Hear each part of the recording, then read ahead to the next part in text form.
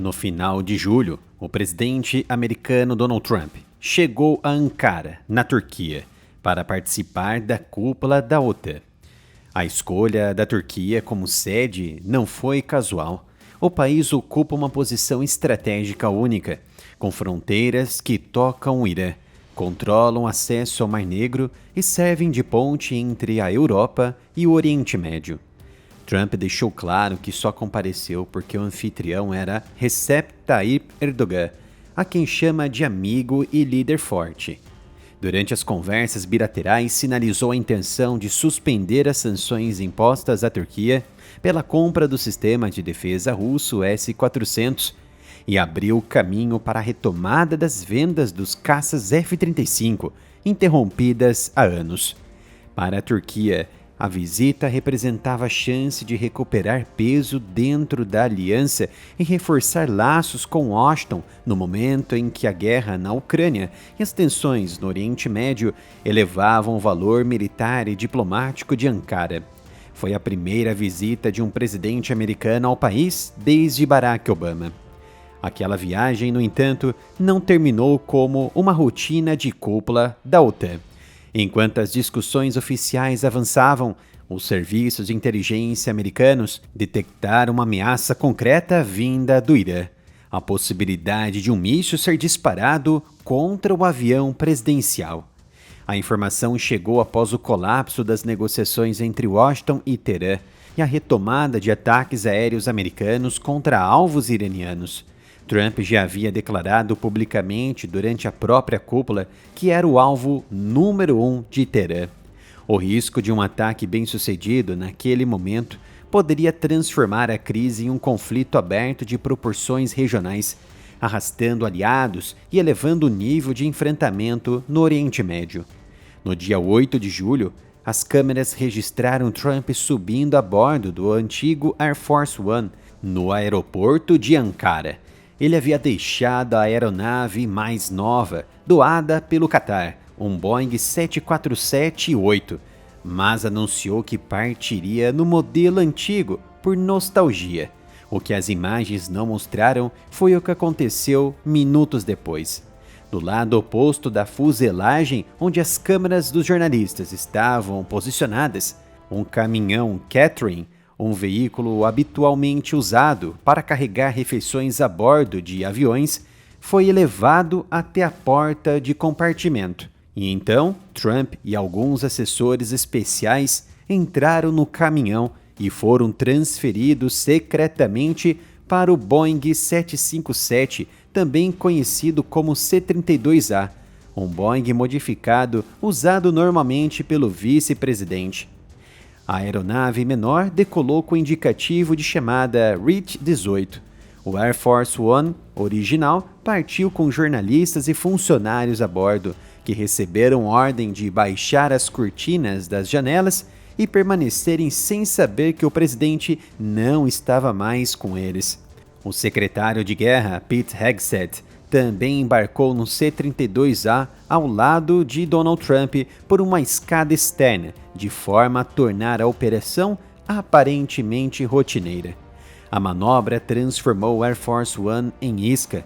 O avião verdadeiro, menor e mais discreto, seguiu para a base britânica de Mildenhall, na Inglaterra.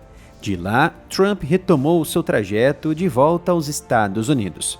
Oficialmente, a Casa Branca não confirmou esses detalhes. Relatórios de veículos jornalísticos americanos e declarações oficiais à CBS, parceira da BBC britânica, apontam que a troca ocorreu depois que a inteligência identificou a ameaça de um míssil iraniano.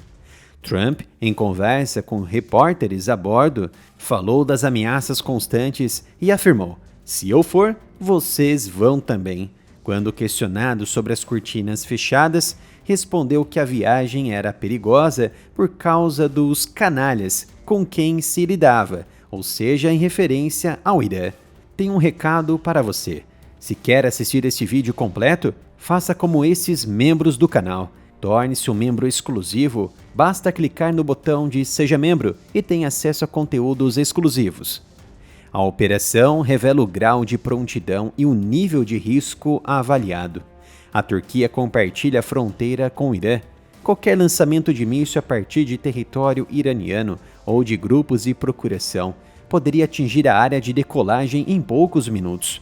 O uso de um avião do tipo Catherine como meio de transferência e a criação de um voo isca exigem coordenação precisa entre serviço secreto, força aérea e comandos de inteligência. Não se trata de um protocolo rotineiro, é uma resposta a uma ameaça considerada crível o suficiente para alterar o itinerário presidencial em pleno solo aliado. Nos meses anteriores, os Estados Unidos haviam intensificado operações contra o Irã após o fracasso das tentativas de cessar fogo. Trump havia ordenado novos ataques e mantinha a pressão máxima. Teherã, por sua vez, via o presidente americano como prioridade em suas listas de retaliação, segundo declarações do próprio Donald Trump e de avaliações de inteligência compartilhadas por aliados. A presença de Trump em Ankara, a poucos quilômetros da fronteira iraniana, foi interpretada por alguns relatórios de inteligência como uma oportunidade única. No final da sequência de eventos, um elemento adicional entra em cena. Trump afirmou, em entrevistas e postagens, ter deixado instruções escritas para o caso de ser eliminado ou atacado com sucesso, ou seja, morto. Segundo suas próprias palavras, se algo acontecesse a ele, o Irã deveria ser bombardeado em níveis nunca antes vistos. Ele falou em 1.000 mísseis prontos, em ordens já dadas para devastar áreas do país por um período de 1 ano, sujeita à prorrogação. Em declarações anteriores, usou o termo obliterar, embora a sucessão constitucional transfira imediatamente a autoridade de comandante em chefe ao vice-presidente, no caso J.D. Vance. A existência dessas instruções mostra a dimensão da resposta que o presidente Trump considera legítima. Em um cenário de eliminação do líder americano por uma ação iraniana, a probabilidade de escalada, inclusive nuclear, deixaria de ser teórica, sairia do papel. A linguagem empregada por Trump não deixa margem para interpretações suaves. A retaliação seria total. Se deseja acompanhar a nossa análise completa neste vídeo e ter acesso a outros conteúdos que não são liberados ao público, você precisa se tornar um membro do canal. Basta clicar aqui nesse botão de Seja Membro. Agora quero saber a sua opinião. Se o atentado de fato acontecesse, como seria a reação dos Estados Unidos contra o Irã? Armas nucleares ou convencionais? Deixe sua opinião nos comentários, inscreva-se no canal e ative as notificações para não perder os próximos vídeos.